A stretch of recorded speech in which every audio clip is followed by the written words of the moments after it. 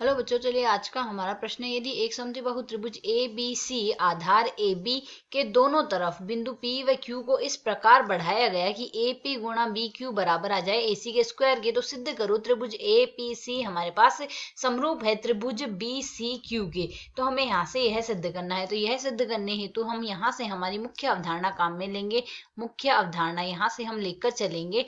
यदि हमें यहाँ से दो त्रिभुज दिए गए हैं और दोनों को यदि हमें समरूप सिद्ध करना है, तो यदि हम लेके चलते हैं, एक हमारे पास त्रिभुज एल एम एन हो व दूसरा त्रिभुज हमारे पास यहाँ से आर एस टी हो, तो यह दोनों त्रिभुज हमारे पास समरूप होंगे यदि हमारे पास यहाँ से संगत भुजाओं का अनुपात बराबर आ जाए। जैसे कि यदि हम यहाँ से देखें, हम यदि एल एम भुजा ले लेते हैं, तो एल एम भुजा का यदि हम यहाँ से अनुपात, दूसरी भुजा यदि हम यहाँ से एल एम है और एक एल एन भुजा ले लेते हैं, इसका अनुपात, इन दोनों भुजाओं का जो अनुपात है वह हमारे पास यदि यहाँ से बराबर आ जाए किसके, यहाँ से आर एस भुजा बट्टे में आर टी भुजा के, तो यहाँ से हमारे पास क्या आ जाएगा, संगत भुजाओं का यदि अनुपात बराबर होगा तो हमारे पास जो त्रिभुज एल एम एन होगा वह हमारे पास समरूप आएगा त्रिभुज आर एस टी के। तो यदि इसी अवधारणा के अनुसार हम सरल करें, पहले हम त्रिभुज ए बी सी लेते हैं। यह हमारे पास यहाँ से प्रश्न के अनुसार दिया हुआ है त्रिभुज ए बी सी समद्विबाहु त्रिभुज हमने यहाँ से ले लेना है।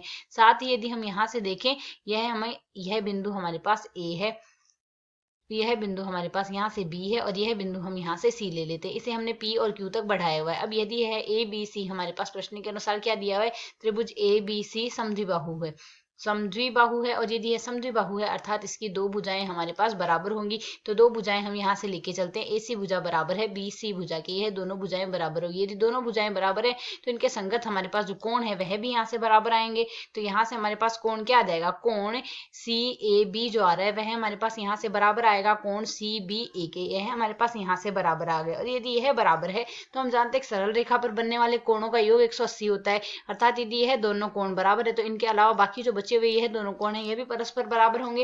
अर्थात यहाँ से हमारे पास क्या आ जाएगा, कोण CAQ जो बनेगा, कोण CAQ जो आएगा वह बराबर CAQ नहीं CAP जो कोण आ रहा है वह हमारे पास किसके बराबर आएगा, CBQ के, इसके हमारे पास यहाँ से बराबर आ गया।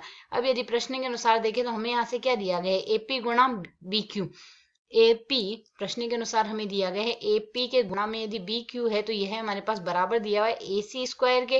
अर्थात यदि हम इसे सरल करें, इसे हम सरल करके लिख सकते हैं AB बट्टे में AC आ जाएगा। AC स्क्वायर को AC गुणा AC लिख सकते हैं, एक AC का हमने वज्र गुणा कर दिया, एक AC यहीं रहने देते हैं, बट्टे में BQ आ गया। तो यदि हम यहाँ से देखें, प्रश्न के अनुसार हमने लिया क्या है, AC का मान बराबर है BC के, अर्थात यहाँ से AP बट्टे में AC बराबर किसके आ रहा है, BC बट्टे में BQ के। अब यदि हम दोनों त्रिभुजों से देखें तो त्रिभुज APC में आ रहा है हमारे पास APC व त्रिभुज BCQ से देखें तो यह दोनों हमारे पास अलग अलग त्रिभुजों में तो आ रही है रेखाएं। यहाँ से यदि हम APC देख रहे हैं, त्रिभुज APC में हमारे पास APC, यह एक तो त्रिभुज हमने यह लिया है हमारे पास, एक त्रिभुज तो यह है। इसी प्रकार यहाँ से यह BCQ है, तो इसके अनुसार यदि देखें, हमने जो AP भुजा के बट्टे में ली है वह AC भुजा, AP भुजा के बट्टे में हमने ले ली है AC भुजा, और यहाँ से BQ भुजा के बट्टे में BC का अनुपात जो बराबर आ रहा है, इसके समानुपात बराबर में हमारे पास BC बट्टे में BQ आ रहा है। अर्थात यहाँ से संगत भुजाओं के अनुपात हमारे पास बराबर आ रहे हैं, अर्थात हमारे पास त्रिभुज APC जो आ रहा है वह समरूप आ रहा है त्रिभुज BCQ से। हमें यहाँ से यही सिद्ध करना था। शायद समझ आया। धन्यवाद।